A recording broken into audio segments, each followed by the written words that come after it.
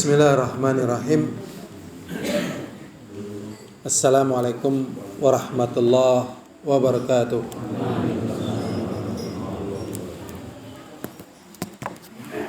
Innal hamdalillah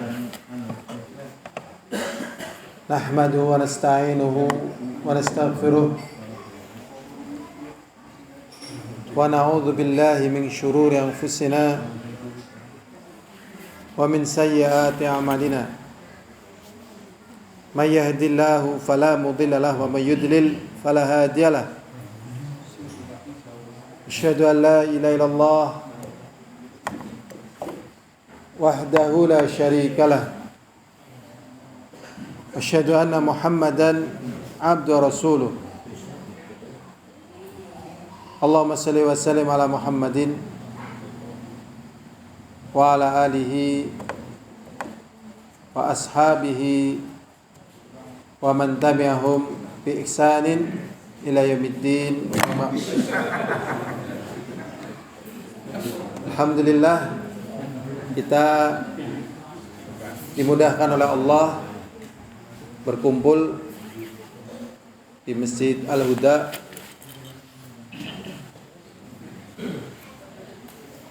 yang semoga senantiasa diberkahi oleh Allah SWT di Purwokerto ini. Kalau nggak salah ini malam Sabtu yang keempat.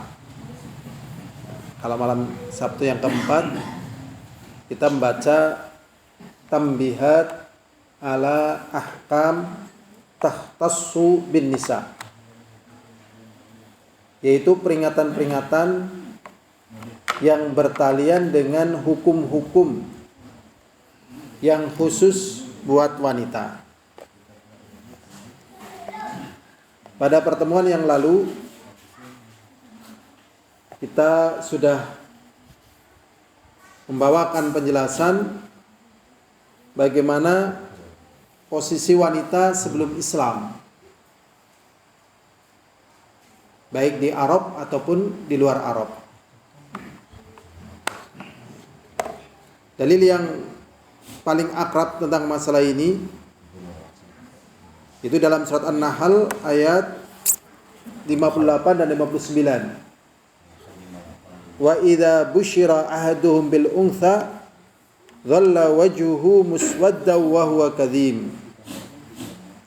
Jadi apabila diberitakan tentang bayi yang lahir adalah bayi wanita, maka orang tuanya, bapaknya ini, dhalla wajhuhu, wajahnya langsung padam, muswadda, berubah menjadi hitam, wa huwa kadhim, dan dia menahan marah. Jadi kalau bayi perempuan langsung kecewa. Ini di Arab. Di luar Arab sama saja. Ya, kurang lebih seperti itu. Kemudian dalil yang lain yang sangat akrab dengan kita di dalam surat At-Takwir ayat 8 dan 9. Wa idzal mau'udatu su'ilat bi ayyi dzambin qutilat. Dan ingatlah tatkala bayi perempuan yang ditimbun dalam keadaan hidup-hidup, namanya mau'udah. Wa idzal mau'udatu su'ilat, dia ditanya bi ayyi dzambin qutilat, dengan sebab dosa apa mereka dibunuh. Ya jelas bayi perempuan nggak salah, nggak dosa. Nah kenapa dibunuh? Nah inilah ya sangkaan yang jelek kepada wanita, baik yang bayi, yang remaja ataupun yang sudah tua, yang ditinggal mati suami. Ini pandangannya sangat jelek terhadap wanita, baik di Arab ataupun di luar Arab. Kemudian datang Islam. Islam membela dengan pembelaan yang sangat besar. Ya, di antaranya di dalam surat Al-Hujurat ayat 13 Allah menjelaskan tentang kejadian laki-laki itu bersama dengan wanita. Berarti laki dan wanita sama. Ya, karena proses kejadiannya juga sama. Kemudian juga Allah sebutkan di dalam surat An-Nahl ayat 97. Kalau laki-laki beramal soleh dapat pahala.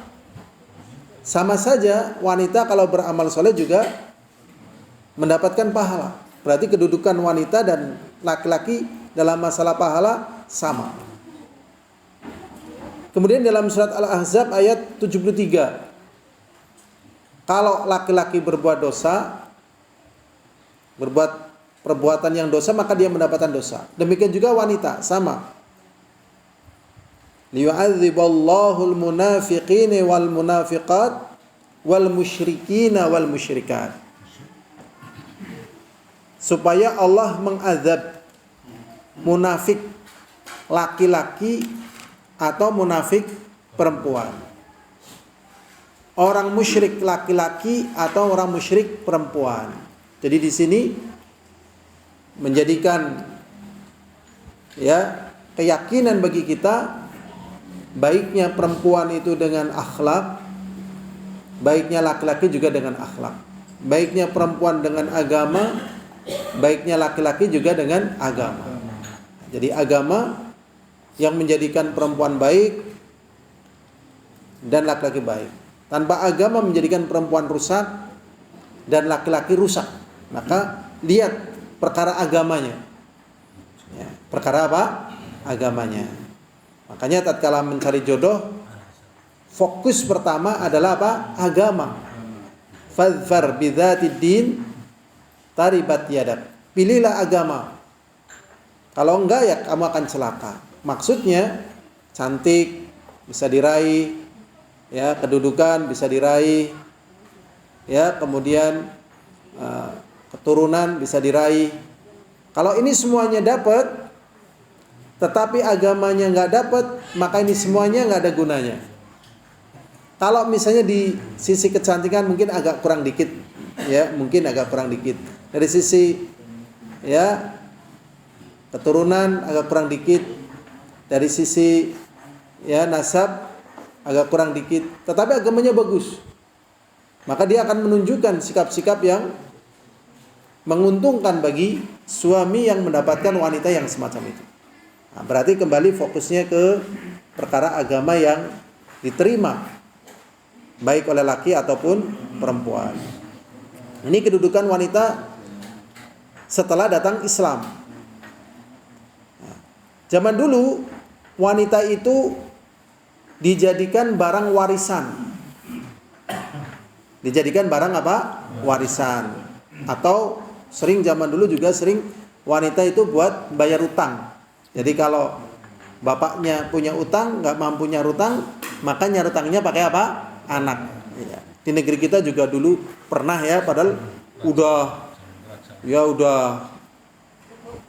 jauh ya, Rasulullah sudah ada gitu, udah kemajuan luar biasa, masih ada ya, sampai terkenal ada tulisan kawin paksa ya, tulis Sultan Sati. Nah, zaman dulu ini. Nah, ini kan padahal baru kemarin istilahnya. Ya. Lah bagaimana sebelum masa Rasulullah? Lebih parah lagi. Ini wanita buat barang warisan dan tidak mewarisi. Di dalam surat An-Nisa ayat 19. Kemudian berikutnya Islam mengangkat lagi wanita bahkan mendapatkan warisan. Sebagaimana laki-laki juga mendapatkan warisan di dalam surat An-Nisa ayat 7. Ya, kemudian juga ya Allah SWT memberikan perlindungan kepada wanita ya.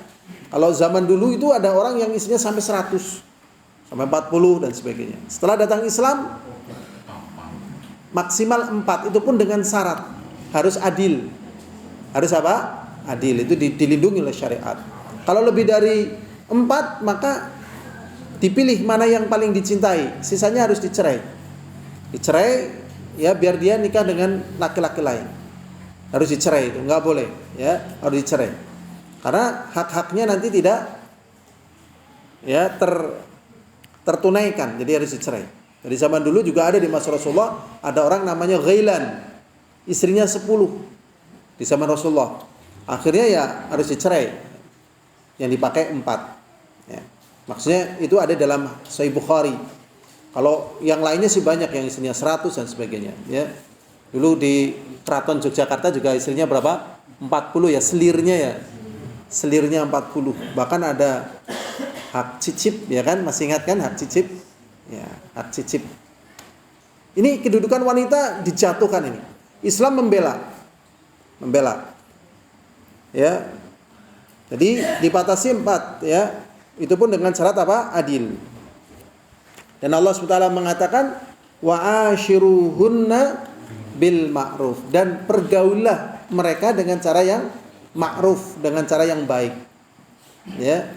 Dengan cara yang baik, dididik agamanya, dididik sopan santun, diajari cara berpikirnya, cara bertindaknya, cara melangkahnya, cara menjaga kesehatannya, ya, dirobak mindsetnya gitu. Jadi itu tugas laki-laki, ya, tugas laki-laki. Ya. Makanya kalau ada pasangan muda pengantin anyar itu kan biasanya belum pengalaman, belum kenal, ya, nanya apa yang paling penting atau paling pertama yang harus kita lakukan misalnya sebagai suami. Yang paling pertama ya jangan terlalu gegabah ya di dalam memberikan petunjuk, arahan atau sikap kepada istri. Karena kalau sudah salah dari awal, mengembalikannya apa? Susah. Tapi kalau sudah benar dari awal, terus baik. Nah, ini. Wa ashiruhunna bil ma'ruf. Kemudian juga di dalam hadis Rasulullah SAW, wanita punya kedudukan yang besar ini, yaitu apa? Al mar'atu ra'iyatun fi baiti zawjiha wa mas'ulatun an ra'iyatiha. Dan wanita itu sebagai penggembala, sering diartikan sebagai pemimpin, penanggung jawab. Ya. Al mar'atu ra'iyatun fi baiti zawjiha, di rumah suaminya. Jadi kalau suaminya bepergian ya dijaga itu hartanya, ya, kewibawaannya, kehormatannya, kehormatan dirinya juga dijaga, kehormatan suami juga dijaga. Jadi sebagai pemimpin, al mar'atu ra'iyatun fi baiti zawjiha, di rumah suaminya. Wa mas'ulatun an ra'iyatiha, dan dia akan dimintai pertanggungan jawab atas kepemimpinannya dia itu. Jadi kalau ditinggal, jadi harus bertanggung jawab. Nah, ini beruntung kalau memiliki istri-istri yang salihah, aman, gitu ya, aman. Ya. Tapi kalau tidak salihah, nah ini nanti dia akan ditanya oleh Allah akan kepemimpinannya. Ini tentang kedudukan wanita setelah diutusnya Rasulullah SAW, dibela, diangkat, ya, dibela dan diangkat, dilindungi sesuai dengan kedudukannya. Makanya ada dalam hadis Rasulullah SAW, an-nisa siqaiqur rijal fil hukmi, wanita itu belahannya laki-laki di dalam masalah hukum. Jadi hukum buat laki-laki itu sama dengan hukum perempuan, kecuali yang khusus untuk perempuan. Selagi tidak ada kekhususan untuk perempuan, maka itu berlaku bagi laki-laki atau juga bagi perempuan. Ya, berlaku bagi laki-laki ataupun perempuan. Ya, kalau pakai jilbab ini jelas khusus untuk apa? Perempuan, hamil, nifas, haid, gitu ya. Jadi tidak ada laki-laki yang hamil. Kalau ada berita ini ada laki-laki hamil gitu, dusta itu. Ya. Nggak ada laki-laki hamil. Ya. Ya, namanya pemberitaan ini laki-laki hamil gitu. Ah, itu jelas dusta. Yang hamil adalah apa? Wanita. Ya, haid, nifas itu hukum khusus bagi mereka. Ya. Berikutlah hadirin azani wa azakumullah. Itu tadi sekilas tentang kedudukan wanita setelah diutusnya Rasulullah sallallahu alaihi wasallam. Kemudian bagaimana keadaan wanita di masa kita sekarang ini? Ini yang akan dibahas ya oleh Syekh Shalih Fauzan. Jadi di masa kita ini memang ya ada keinginan dari musuh-musuh Islam dan musuh-musuh kemanusiaan untuk ya memasung hak-hak wanita. Jadi di masa kita ini musuh-musuh Islam dan musuh-musuh kemanusiaan ingin memasung hak-hak wanita. Kata beliau, inna a'da al-Islam, sesungguhnya musuh-musuh Islam, bal a'da'ul insaniyah al-yaum, bahkan dia itu adalah musuh-musuh kemanusiaan pada hari kita ini, minal kuffar wal munafiqin, dari kalangan orang-orang kafir dan munafikin, walladzina fi qulubihim maradun, dan orang-orang yang di dalam hatinya ada penyakit, ya, itu menaruh dendam. Mereka menaruh dendam kepada apa yang didapatkan oleh wanita-wanita muslimah min karamah wa izzah, dari kemuliaan dan izzah itu ya kewibawaan. Jadi wanita muslimah itu memiliki kemuliaan dan juga memiliki apa? Kejayaan. Nah, orang-orang kafir tuh benci, nggak suka dengan keberadaan kemuliaan wanita-wanita muslimah, benci, ya. Dan wanita-wanita muslimah itu mendapatkan penjagaan, wasiyanatan fil Islam, hanya dalam Islam. Karena sesungguhnya musuh-musuh Islam dari kalangan orang kafir dan munafikin, yuriduna an takunal mar'ah, mereka menginginkan para wanita itu adatu tadmirin, sebagai perangkat penghancuran. Jadi musuh-musuh Islam, musuh-musuh kemanusiaan itu pingin wanita-wanita ini dijadikan sebagai apa? Ya, sebagai perangkat atau alat atau wasilah untuk menghancurkan, ya, sebagai alat penghancuran. Ya, dan digunakan untuk ya mendatangkan halangan-halangan kepada laki-laki yang imannya lemah. Wa ashabul gharaiz al-janihah, dan mereka yang memiliki insting yang jelek. Ba'da ayashbi'u minha syahwatahum al-mas'urah, padahal setelah mereka kenyang dengan syahwat-syahwat mereka yang menyala. Jadi mereka nggak puas, walaupun syahwat-syahwat mereka sudah menyala, sudah ya menjadi petaka bagi mereka, mereka nggak ingin berhenti, ingin menghancurkan apa? Wanita-wanita muslimah yang terjaga kehormatannya dan kemuliaannya.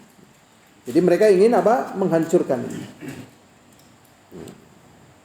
Sebagaimana yang Allah SWT firmankan di dalam surat An-Nisa ayat 27. Wa yuridul ladzina yattabi'una syahawat an tamilu mailan 'azima. Surat An-Nisa ayat 27. Jadi Allah SWT mengatakan wa yuridul ladzina yattabi'una syahawat, dan orang-orang yang mengikuti syahwat, menginginkan kepada wanita-wanita muslimah antamilu mailan azima, supaya bengkok sebengkok-bengkoknya, supaya rusak serusak-rusaknya. Kalau bahasa kitanya supaya rusak serusak-rusaknya, supaya bengkok. Ya, jadi ini memang ada upaya ke sana. Ya, upaya apa? Ke sana. Bagaimana wanita-wanita tadi menjadi apa? Menjadi hina, menjadi rendah, menjadi sebab untuk menghancurkan. Nah, sebagaimana tadi di dalam firman Allah SWT.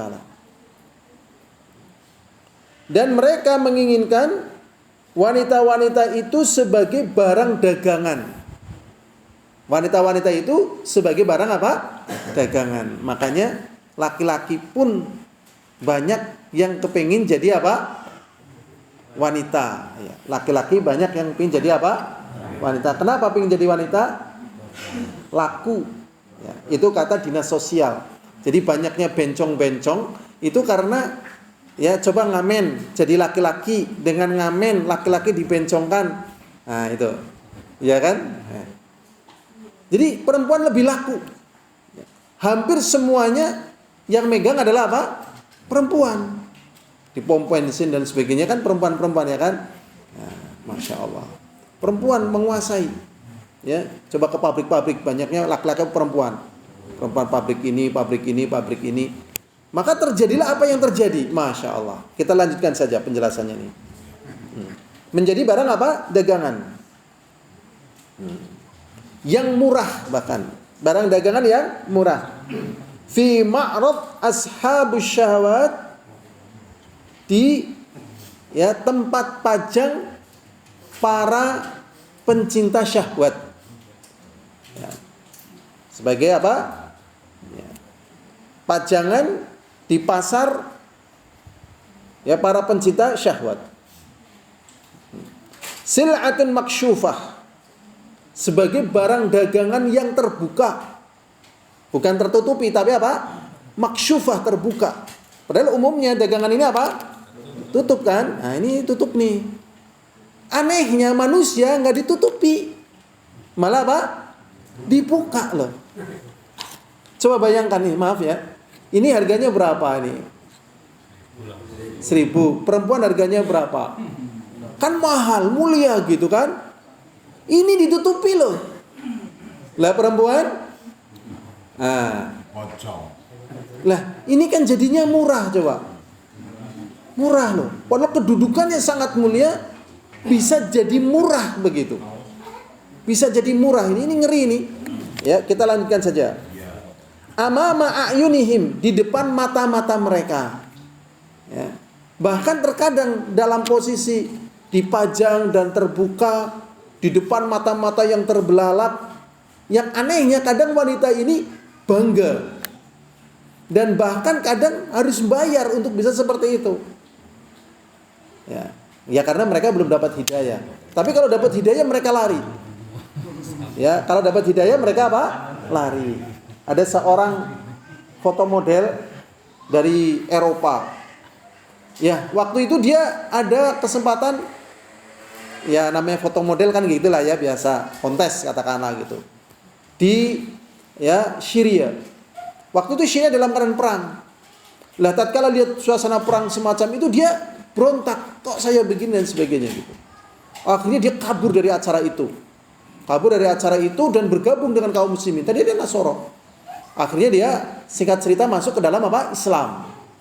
Ya, dan bertobat dan seterusnya. Tatkala dia sudah masuk Islam dan tidak mau menjadi fotomodel, ya fotomodel internasional tentunya ya. Ya. Akhirnya diancam sama ya sponsor ya, sponsornya, bos-bosnya dan sebagainya. Kalau kamu tetap sebagai muslimah dan kamu tidak mau kembali lagi sebagai fotomodel berjalan di ya catwalk itu ya. Nih majalah-majalah kamu, nih foto-foto kamu, ini pas kamu kontes dan seterusnya ini akan saya bongkar gitu. Tapi dia tetap nggak peduli, silakan mau dibongkar. Ya. Padahal ini fotomodel terkenal. Terus dia cerita bagaimana tatkala jadi fotomodel kadang supaya badannya langsing gitu kan, betul-betul nggak boleh makan. Sampai ada saking laparnya makan kertas gitu. Ya. Pura-pura mangan bakwan seramik pak. Gendut barangan ya kan gitu. Gendut, pura-pura ngerajangi lombok barangan, masya Allah. Ya berubun kangkung ora kepikir lah, ya kan? Masya Allah. Lah ngeri kan seperti itu loh, ngeri. Dan itu bangga, coba bayangkan. Padahal itu mirip seperti biri-biri supaya berjalan di hadapan serigala-serigala. Ya kan? Serigala-serigala ini tidak menghargai si biri-biri ini kecuali memandang bahasanya biri-biri ini adalah mangsanya gitu. Waliyadzubillah. Nah ini. Kita lanjutkan lagi. Ya, makshufa amama ayunihim yatamatta'una bijamali mangdhariha. Yatamatta'un. Jadi menikmati dengan kecantikannya. Ini sebenarnya kalau dibahas kayak gini ini sebenarnya ini jadi cacat kejiwaan. Yes. Ini masuknya ke ilmu jiwa, psikologi ya. Karena aslinya kan orang kalau menikmati keindahan kan pada perkara yang halal ya kan? Ya kan, makanan yang halal, minuman yang halal, pemandangan yang halal gitu. Seperti itu kan bukan pemandangan yang sebagaimana gunung, sebagaimana laut, sebagaimana matahari, sebagaimana rembulan ya kan? Ini kan manusia, punya kemuliaan, punya kehormatan. Lah, ini ternyata diperlakukan seperti itu. Waliyadzubillah. Waliyadzubillah. Bijamali mangdhariha, dengan kecantikan pandangannya. Makanya kadang orang tua yang punya anak yang cantik, hati-hati. Bisa jadi anak yang cantik itu, yang tinggi besar dan sebagainya, malah jadi sesuatu yang sangat murah. Ya kan? Ya. Sangat apa? Murah. Ya tadi sih buat ya pemandangan para serigala. Ya kan? Kalau dijadikan penceramah itu apa termasuk penghancuran juga kan? Ya hancur dua-duanya. Pendengarnya juga hancur. Lanjut bae lah kayak. Yang di televisi lah, yang di televisi. Ini pokoknya lanjut aja lah. Kita lanjut aja. Ini penjelasan dari Syekh Shalih Fauzan. Sebenarnya sih agak-agak paham ya. Maksudnya si penanya juga paham permasalahannya kan. Tetap perempuan itu fitnah. Perempuan itu fitnah gitu loh. Ya. Kenapa perempuan itu kalau dalam bidang apa saja laku? Karena fitnah. Sekarang yang jadi permasalahan, laki-laki mampu nggak jadi sekretaris? Ya, sekretaris kalau bahasa Arabnya kan sekretariat. Tapi rata-rata sekretariat itu laki atau perempuan? Sekretaris perempuan. Bosnya laki atau perempuan? Laki-laki. Bosnya laki-laki, sekretarisnya apa? Perempuan. Di ruangan tertutup lagi, coba bayangkan, ya kan? Bos-bos kayak gitu. Pembukaan sekolah sekretaris yang banyak perempuan. Ya kan? Nah ini ngapain sih kalau sekretaris perempuan dari laki-laki aja kok? Ya kan gitu. Ini sulit sekali loh. Laki sama perempuan itu menjaga hati itu sulit. Karena ini ibaratnya apa? Domba sama apa? Serigala. Bisakah domba bersahabat dengan serigala? Ya, angelah. Makanya Rasulullah SAW mengatakan, ya, taraktu syai'an adarru 'ala rijal minan nisa. Tidaklah aku tinggalkan, ma taraktu syai'an, tidaklah aku tinggalkan sesuatu yang lebih berbahaya bagi laki-laki daripada apa? Wanita. Jadi misalnya ini wanita hitam, budak lagi, pendek lagi, bodoh lagi. Ini laki-laki bujangan, ini tua lagi. Ini hitam, budak, pendek, bodoh, ya kan? Ini bujang, gagah, ganteng, putih gitu loh. Pinter, hebat. Tatkala ini suruh bareng terus, di kamar bareng, pergi bareng. Ini berbahaya apa enggak berbahaya? Berbahaya. Ini setan sudah. Akal sehatnya apa? Hilang. Akal sehatnya hilang. Walaupun mungkin kalau kejadian, loh ini kamu hamil dari siapa gitu. Mungkin dari majikannya. Mungkin ini dibuang gitu. Ini buang.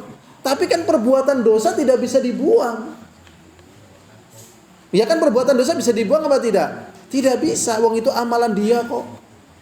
Dan itu kezaliman lagi kok. Nah ini.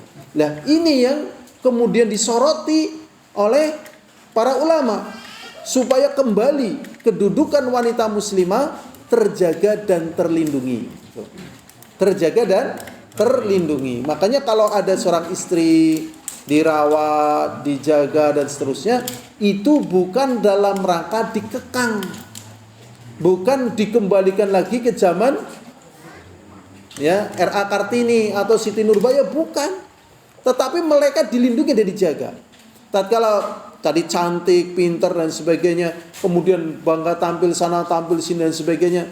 Biasanya kalau perempuan seperti itu fitrahnya rusak.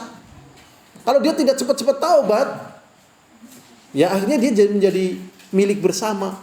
Menjadi milik apa? Bersama, untuk sesama gitu. Ya Allah. Karena apa? Fitrahnya rusak. Dia juga nggak mampu mencintai suaminya dengan utuh, nggak mampu. Ya, bahkan ada seorang wanita setelah menikah konsultasi, Ustadz, saya sudah punya suami saya alhamdulillah soleh, begini-begini kebaikannya, cuman gitu loh, suami saya kok diceritakan, ya dalam masalah hubungan suami istri dalam masa ini kok begini ya gitu. Lah, kenapa wanita ini mengatakan seperti itu? Ya karena dia punya latar belakang. Jadi latar belakang si wanita tatkala masuk ke dalam rumah tangga kadang nggak hilang. Itu. Makanya ada istilah zaman sekarang itu, ya kan? CLBK, masih ingat? Nah, ini. CLBK, cinta lama bersemi kembali, gagal move on. Ini pengaruh-pengaruh sebelumnya, hati-hati. Maka kalau wanita ini terjaga terus dan akhirnya dia mendapatkan cinta pertamanya adalah suaminya, wah masya Allah, itu kuat sekali nanti pembelaannya. Ya, karena wanita ini akan teringat kepada laki-laki yang pertama mencintainya. Ya, bahkan kalau di bahasan para ulama yang pertama kali menyetubuhinya. Nah, karena itu ibaratnya itu kayak ya ada terjadi perubahan DNA ataupun kejiwaan. Masya Allah. Makanya di sini ya dijaga fitrah wanita muslimah karena untuk memikul hal-hal yang besar. Memikul hal-hal yang apa? Besar, yaitu mendidik anak-anaknya. Berikutnya hadirun azani wa azakumullah.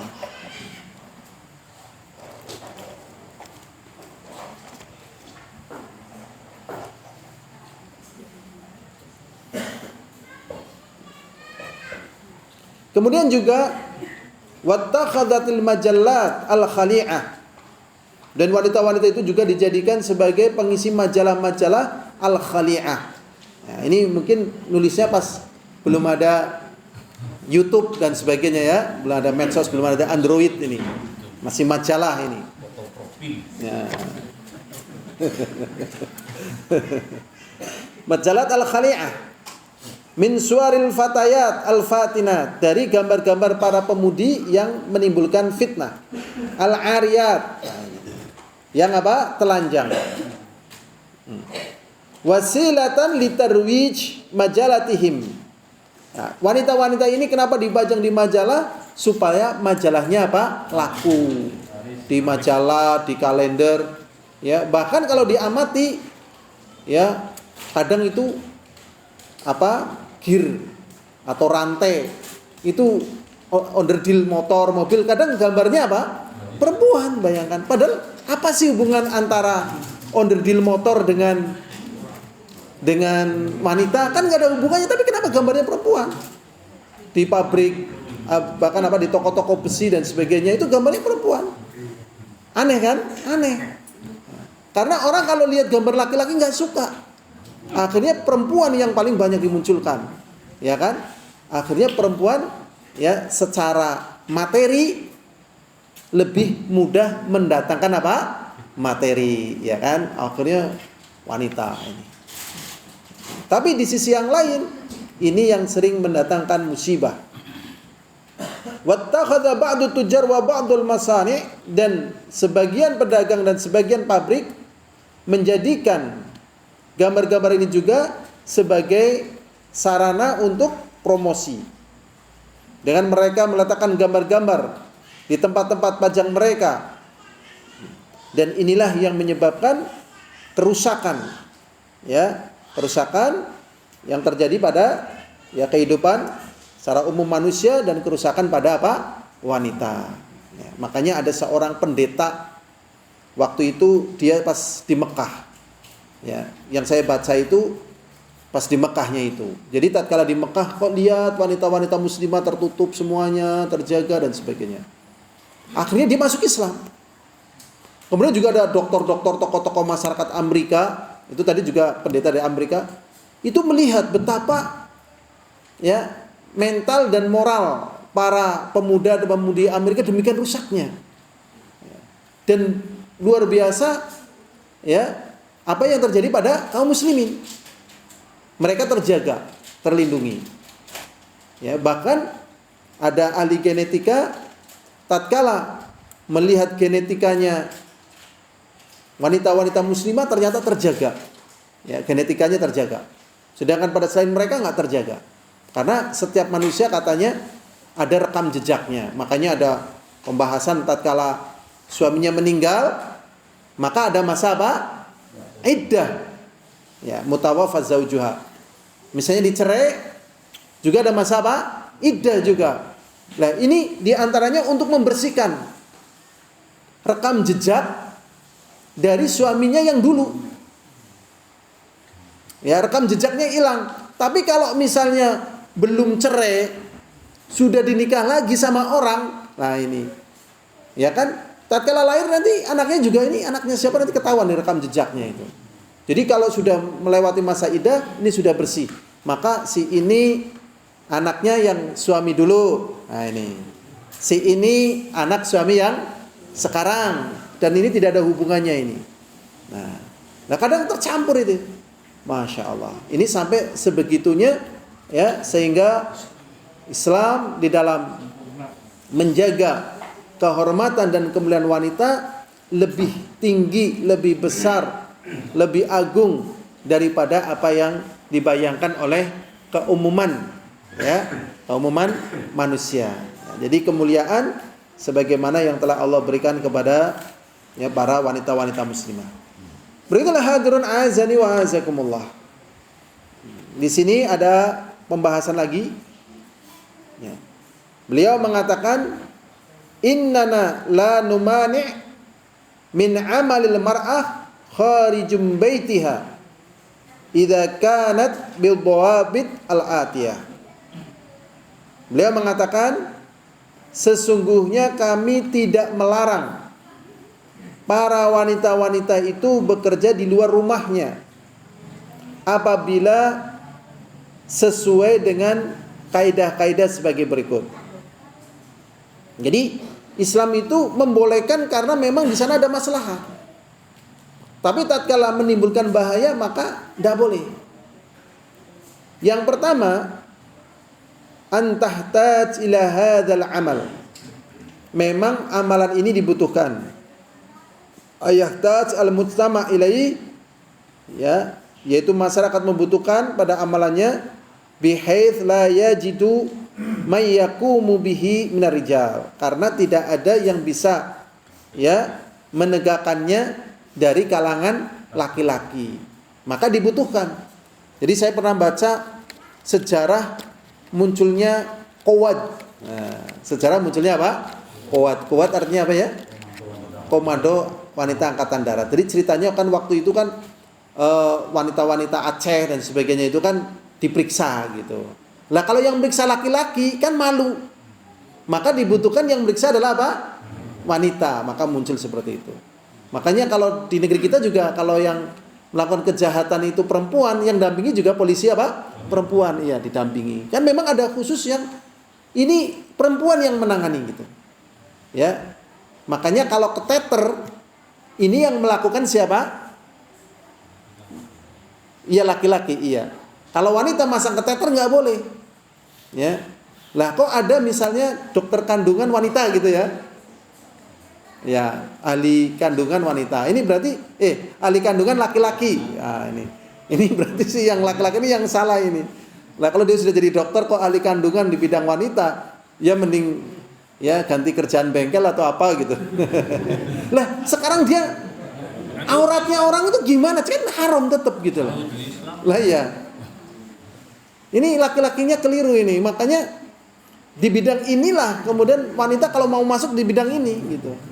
Tapi karena wanita kadang malah lupa di bidangnya, ya, akhirnya dimasuki oleh apa? Laki-laki. Masya Allah. Ada sih dokter kandungan wanita ada, tapi yang laki-laki banyak. Lebih banyak laki-laki ini, aneh ini.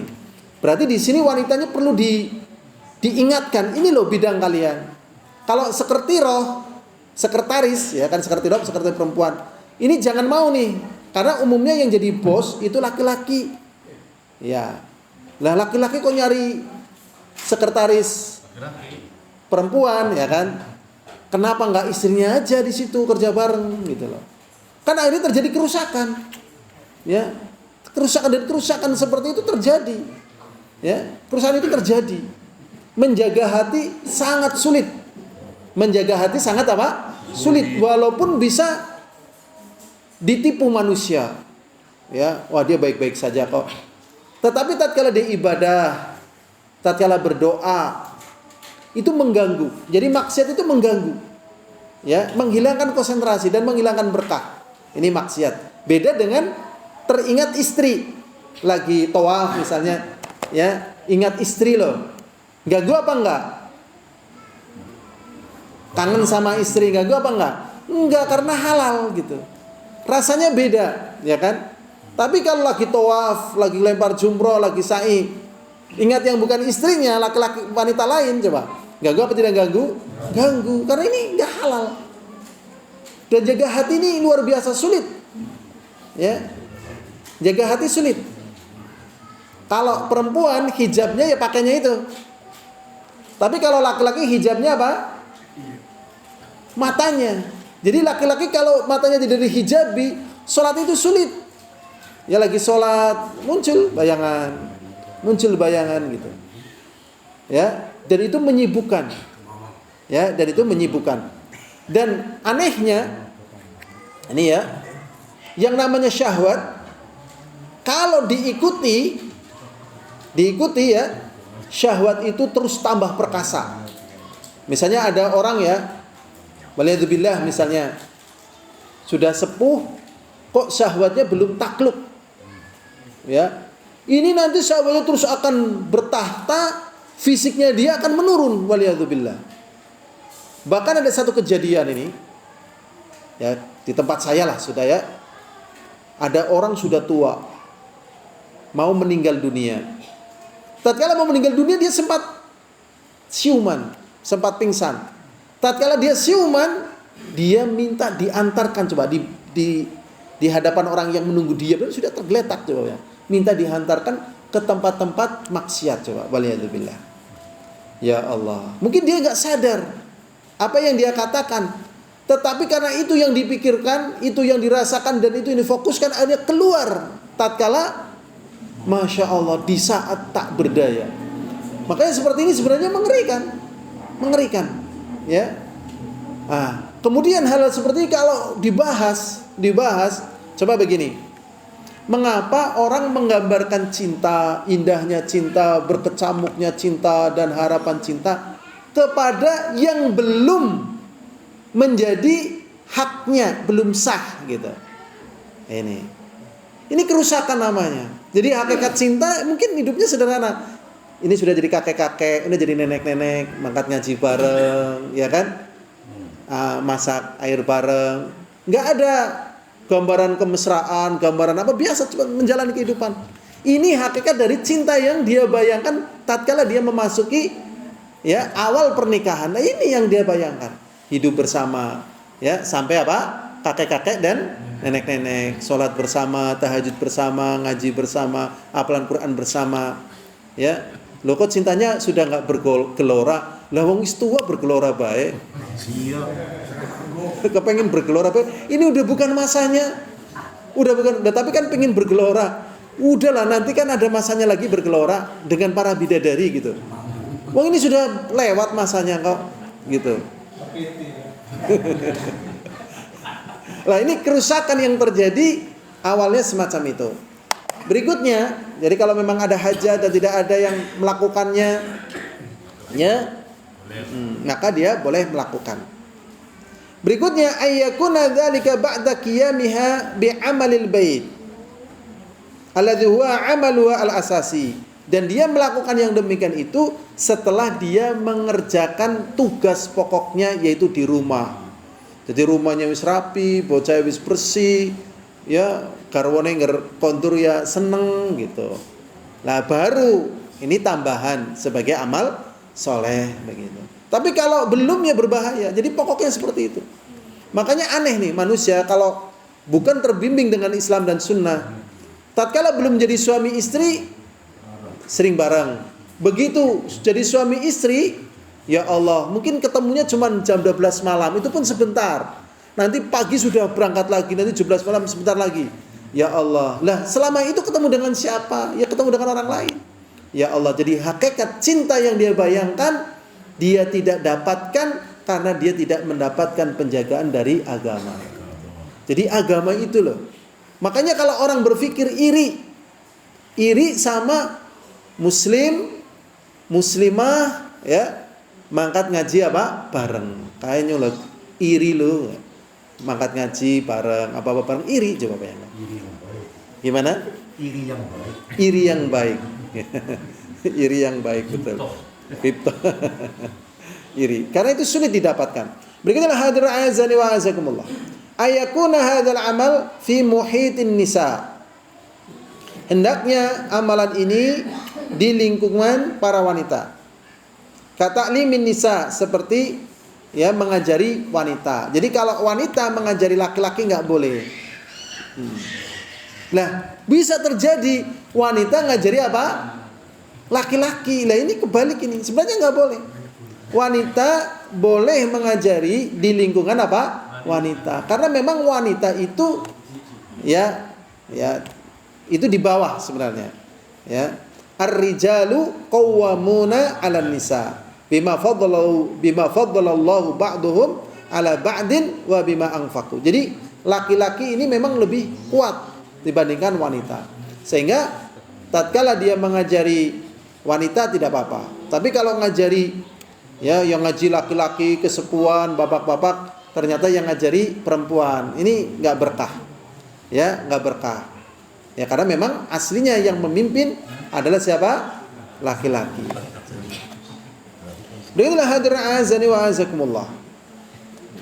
Kata'limin nisa wa tadbib.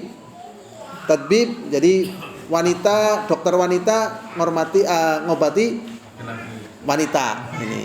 Kalau dokter wanita ngobati laki-laki nggak boleh. Makanya rumah sakit di Saudi kan sepi itu. Dan yang wanita khusus wanita. Ya waktu temen ya haji waktu itu, masya Allah ya. Aduh, qadarullah masyafa'al, keguguran itu. Bisa lolos sama Saudi pas haji gitu. Nah, saya nganter. Akhirnya saya masuk ke rumah sakit khusus perempuan. Semuanya perempuan, nggak ada laki-lakinya. Ya, ruang tunggunya perempuan dipisah juga. Jadi saya laki-laki masuk ke rumah sakit itu. Ya, tapi kita tidak ada, ya, tidak ada ketemu dengan apa? Dengan yang lainnya. Jadi mereka sudah sibuk, ya. Perawat wanita, dokter wanita dengan wanita. Kita hanya di luar. Dan yang anehnya, ya, si pasien ini tidak boleh ditunggu. Ya, jadi walaupun misalnya lagi kiret dan sebagainya, itu nggak ditunggu sama sekali. Ya, dan yang nunggu adalah perawat. Di rumah sakit di sana ternyata yang wanita khusus buat apa? Wanita. Kalau di tempat kita kan campur. Ya, makanya tadi yang sudah jadi dokter kandungan gitu ya, mending alih profesi. Tapi Ya. tahun 70-an lebih 80 itu malah justru yang mempraktekkan itu orang di luar Islam. Yang mempraktekkan apa itu? Yang wanita untuk wanita, contohnya SMA susteran, SMKK putri. Nah itu makanya ini diingatkan kembali ya. Iya. Dan aslinya wanita itu lebih nyaman ya untuk urusan wanita, yang menangani adalah apa? Wanita. Lah kok sekarang wanita nyaman urusan wanita, yang nangani apa? Laki-laki. Kenapa ini? Ini yang namanya fitrahnya sudah rusak. Ya. Ini namanya fitrahnya sudah apa? Rusak. Jadi menjaga fitrah ini berdampak selamat.